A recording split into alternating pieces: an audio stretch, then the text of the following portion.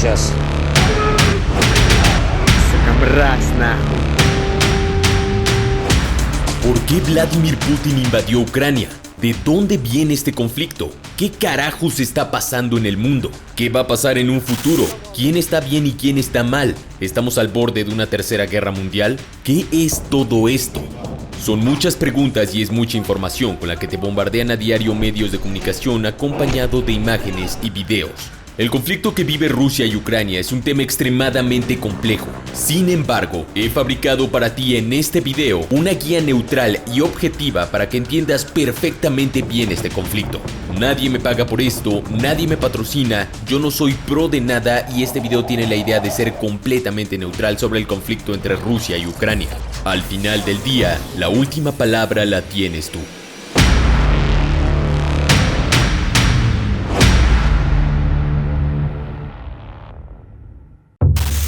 Para entender el conflicto debemos abordar tres temas esenciales: el contexto histórico, el contexto político y el contexto estratégico. Y luego nos iremos a detalles interesantes del conflicto actual. Veamos punto por punto. La justificación histórica. Rusia y Ucrania comparten una herencia cultural común que se remonta a más de 1000 años desde la fundación de la Rus de Kiev, una federación de tribus eslavas orientales que existió desde finales del siglo IX hasta mediados del siglo XIII. Esta se extendía desde el mar Báltico en el norte hasta el mar Negro en el sur. En el año 1200 la Rus de Kiev cayó en el poder de los mongoles y desde ese momento la historia de Ucrania pasaría de manos en manos por el dominio extranjero. En el año 1686, Kiev pasó a control cosaco. Toda la zona controlada por los cosacos se llamaba Malorosía, es decir, la pequeña Rusia. Los cosacos se integraron en la nobleza rusa y durante siglos miles de ucranianos emigraron a Rusia como si fuera parte de su misma patria. Para el siglo XVIII, Rusia ya había logrado conquistar varias partes del territorio ucraniano, dando inicio a lo que llamaron la rusificación de los pueblos conquistados, lo que significó la imposición de su idioma, su religión y su cultura en estos territorios. Muchísimos años después, Ucrania disfrutó de un breve periodo de independencia entre 1918 y 1920, pero posteriormente se unió a la Unión Soviética en 1922, y Ucrania pasaría a llamarse República Soviética de Ucrania, anexándose de esta forma a la Unión Soviética. Después de la Segunda Guerra Mundial, Europa colgó el famoso telón de acero que separaba a los países occidentales, o sea, capitalistas, de los orientales, o sea, los comunistas. Ucrania formaba parte de la Unión Soviética. En 1954, Nikita Khrushchev, el entonces líder de la Unión Soviética, sorpresivamente le cedió la península de Crimea a Ucrania. Pero cuando la Unión Soviética se disolvió en 1991, Crimea se quedó en Ucrania y poco se preocuparon en ese momento los rusos de ella, pues tenían problemas internos más urgentes. Al principio Ucrania mantenía una buena relación con Rusia, sin embargo, a la vía de Ucrania llegaron países que le hicieron olvidarse rápidamente de los rusos, y me refiero a los países occidentales. Tanto fue el acercamiento que en 2002 estaba previsto un acuerdo de asociación entre Ucrania y la Unión Europea.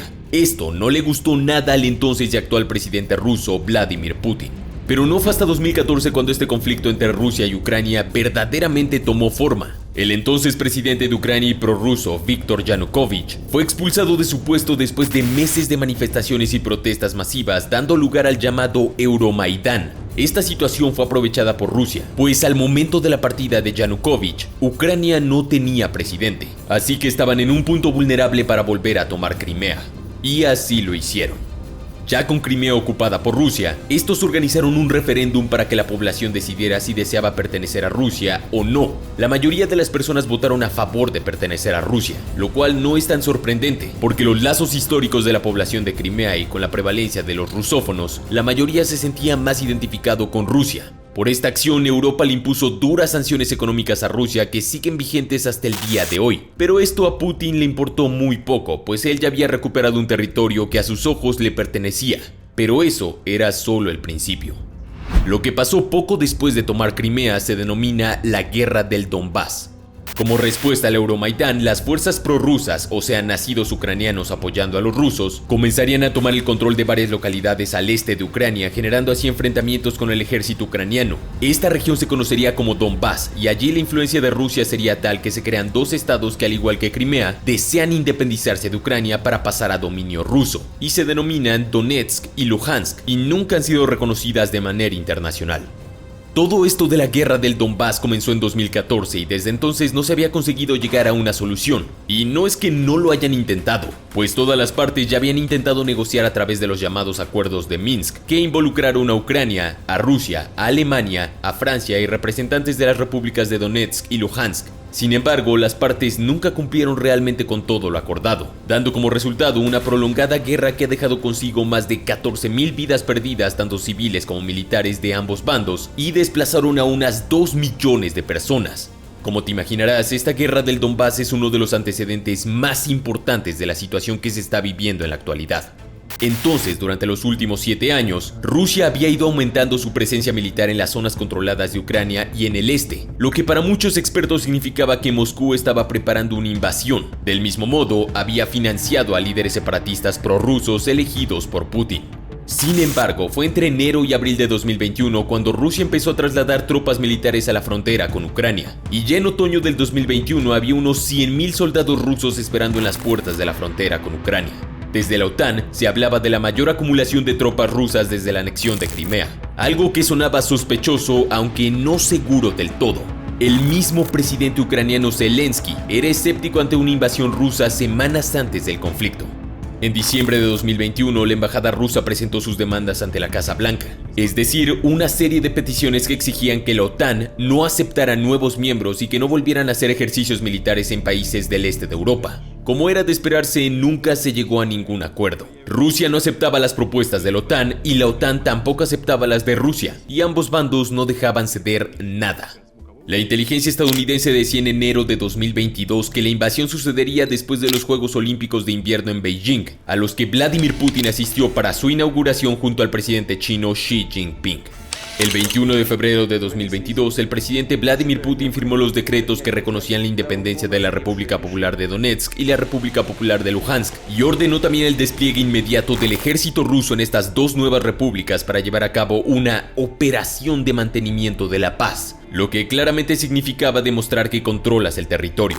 Estos reconocimientos fueron ratificados por el poder ruso y básicamente le daba la facultad a Moscú de desplegar tropas y construir bases militares en estos territorios, que no habían sido reconocidos por otros países. No duró mucho lo de operación de mantenimiento de la paz cuando finalmente el 23 de febrero Vladimir Putin autorizó el inicio de acción militar contra toda Ucrania en un intento de desmilitarizarlos, ya que a sus ojos eran una amenaza para el orden y las nuevas repúblicas declaradas. A partir de la ratificación en el Senado del Acuerdo de Amistad con las repúblicas de Donetsk y Lugansk y con la aprobación del Senado de Rusia, he tomado la decisión de comenzar una operación militar especial. Su objetivo es defender a la gente que durante 8 años ha estado sufriendo torturas y genocidio por parte de las autoridades nazis de Kiev. ¿Lo ves? La parte histórica nos lleva hasta los sucesos actuales. No es una cosa de mera casualidad. Si es justo o no, eso queda a tu propia opinión. Pero estos son los antecedentes históricos, los cuales son básicos para entender el conflicto. La justificación estratégica. Tras el colapso de la Unión Soviética en 1991, su principal enemigo, la alianza militar liderada por Estados Unidos conocida como la Organización del Tratado del Atlántico Norte, pero mejor conocida como la OTAN, se amplió para incluir a varias antiguas repúblicas soviéticas como Letonia, Estonia y Lituania. También en 2008 se ofreció la posibilidad de ingresar en la OTAN a Georgia y Ucrania. Actualmente la OTAN es la alianza militar más poderosa que la historia haya visto y está conformada por Estados Unidos, Canadá y otros 28 países de Europa. Putin cree que este orden mundial posterior a la Guerra Fría perjudica la posición global de Rusia y ha trabajado durante las 2 últimas décadas para intentar mantener lo más lejos posible a Occidente de sus fronteras. Estratégicamente este es un punto vital para Rusia y hay una razón. Rusia tiene miedo que la OTAN coloque misiles balísticos y cabezas nucleares apuntando a su territorio. Y aunque esto ya sucede, no es lo mismo una cabeza nuclear que apunta a decenas de miles de kilómetros, como por ejemplo desde Estados Unidos, que un arma nuclear que está apuntando a Moscú desde la puerta de su casa y el cual llegaría en un tiempo menor. Es un tema muy complejo de armas y tecnología, así como de involucramiento de sistemas de defensa antimisiles y bases militares. Pero en resumen, Rusia no quiere que la OTAN tenga países miembros en su frontera. También tenemos que recordar una cosa muy importante. La OTAN es una alianza militar creada con el propósito de defenderse contra la Unión Soviética, ahora Rusia. En los años 90, ambos bandos firmaron una especie de declaración de paz y prometieron que nunca harían ejercicios militares cerca de Rusia y viceversa. Sin embargo, desde entonces la OTAN no ha dejado de expandirse hacia el este. Eso es un hecho, pero es más complicado que eso. En el año 1999 entraron a la OTAN Polonia, Hungría y República Checa, y en 2004 entraron Rumania, Bulgaria, Eslovaquia y Eslovenia, y cada vez están más cerca de Rusia. Desde los ojos de Rusia esto es una maniobra agresiva, y desde los ojos de la OTAN es todo lo contrario, pues todos los países antes mencionados se unieron voluntariamente a la OTAN, y tiene bastante lógica que se unieran, pues todos ellos son países que fueron invadidos por la Unión Soviética en algún momento de la historia y están escapando de la influencia rusa. Es obvio que quieran la protección de Estados Unidos y el resto de países europeos. Como puedes notarlo, hay ciertos puntos que son entendibles por parte de Rusia, pero también hay ciertos puntos que son a favor de los países de la OTAN. Así que esta parte estratégica es un punto elemental en el conflicto actual. Nuevamente, tú tienes la última palabra. La justificación política. Rusia es un régimen autocrático que no permite la disidencia interna y la oposición democrática. Eso no es ninguna novedad. China también lo hace de una manera similar y aún más represiva, pero al final es su manera de hacer política. Ucrania, por su parte, y al igual que la mayoría de los países limítrofes con Rusia que formaban parte del Pacto de Varsovia, es más o menos una democracia y no está alineado con la política rusa. No quiero entrar tanto en política, pero sí que sirve para entender cómo funcionan ambas naciones. Entonces, estos tres puntos, la historia, la estrategia y la política, son fundamentales. Pero si pensabas que esto ya es complejo, hay más. También está el tema de que existen grupos de extrema derecha en Ucrania. Esto es hasta cierto punto real, aunque también hay razones históricas que influyen. Durante los primeros años de la Segunda Guerra Mundial, la expansión del ejército alemán por el continente parecía imparable. En su avance, los alemanes consiguieron entrar en territorio ucraniano, donde encontraron que una parte importante de la población local quería la independencia de su país de la Unión Soviética. Y como el enemigo de mi enemigo es mi amigo, el nacionalismo ucraniano encontró un aliado perfecto en el régimen nazi, que en aquel momento era el gran enemigo de la Unión Soviética. La figura más destacada en la alianza del nacionalismo ucraniano fue Stepan Bandera, que colaboró para que los alemanes pudieran dominar la región y para que pudiesen instalarse una nueva administración local. Este gobierno civil, bautizado como Comisariado Imperial de Ucrania, era el encargado de gestionar el territorio que hoy comprende Ucrania, Polonia y Bielorrusia. Sin embargo, cuando Stepan Bandera finalmente entendió que el Tercer Reich no iba a mover un dedo por la independencia de Ucrania, se volvió en contra del invasor. Durante las protestas de 2014, algunos manifestantes portaban banderas que referenciaban a Stepan Bandera. Y es que esta figura no se recuerda entre muchos sectores de la población ucraniana como un colaborador del nazismo, sino como a un luchador por la independencia de Ucrania, como a un libertador. Aunque sí hay ciertas células y grupos militares que sí son abiertamente de extrema derecha en Ucrania. Ahora bien, esto no quiere decir que todos en Ucrania y en el gobierno estén afiliados a grupos así de radicales. Eso es absurdo. Sin embargo, también existe la interrogante de por qué el gobierno ucraniano aún no ha terminado con estos grupos, que hasta donde se sabe también están infiltrados en algunas secciones del gobierno. Este tema es importante porque cuando Vladimir Putin anunció su operación militar especial contra Ucrania el 24 de febrero de 2022, justificó su acción en la necesidad de desnazificar y desmilitarizar Ucrania. La guerra que se está librando. Ahora mismo que hago este video siguen librándose los combates entre las fuerzas ucranianas y rusas, así que solo pondré sobre la mesa algunos detalles importantes que han sucedido en los últimos días, ya que ponerlos todos haría que este video durara decenas de horas.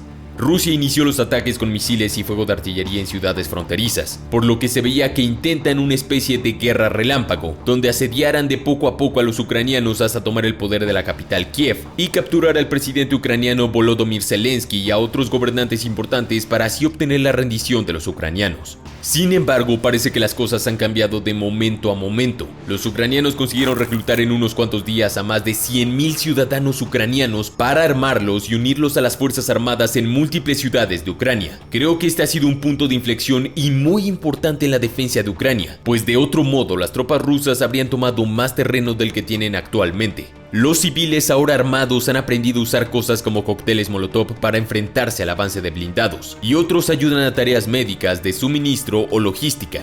De hecho, casi los primeros días del conflicto, el presidente de Ucrania ordenó que ningún ciudadano de 18 a 60 años saliera del país. Era obligatorio enlistarse a las Fuerzas Armadas ucranianas. Además, el 27 de febrero de 2022, el presidente ucraniano Volodymyr Zelensky hizo un llamamiento a los ciudadanos de países extranjeros amigos de Ucrania a venir al país para sumarse a la lucha contra la agresión rusa. Los extranjeros que vinieron a Ucrania serían integrados en una nueva unidad, la Legión Internacional de Defensa Territorial de Ucrania. Cada bando en el conflicto se ha apoyado de sus aliados. Por su lado, Rusia ha conseguido gran apoyo estratégico y militar con Bielorrusia y con Chechenia. Y Ucrania ha recibido apoyo por parte de casi todos los países miembros de la OTAN, quienes hasta el momento no han entrado directamente en el conflicto con botas en el terreno, pero siguen suministrando armamento, municiones, chalecos y cascos antibalas, comida e incluso aviones de combate al bando ucraniano. Y según ellos tendrán una fuente ilimitada de recursos de todo tipo por el tiempo que dure la guerra. Esto posiblemente pueda mantener la lucha ucraniana por más tiempo o incluso darles la victoria.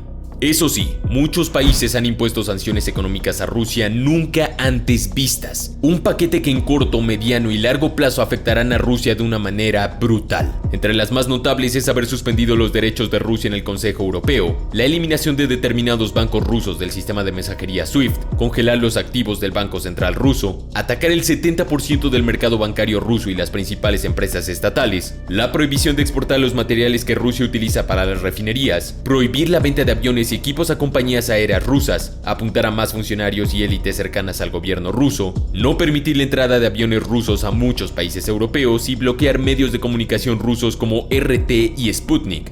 En este conflicto, que al momento que grabo lleva poco más de 6 días, ha habido combates de todo tipo. Aeronaves y drones atacando objetivos terrestres, soldados combatiendo unos con otros, tanques y vehículos blindados haciendo lo suyo, misiles y ataques de artillería, combates aéreos, intentos de sabotaje, emboscadas. Es una verdadera guerra abierta donde se ha visto predomina la guerra urbana. Rusia se mantiene en modo ataque con el objetivo de ganar más territorio y obtener nuevos puntos estratégicos, y Ucrania está defendiendo con todo sus ciudades, sus recursos y las entradas estratégicas como puentes, carreteras, aeródromos, centrales eléctricas y puestos militares.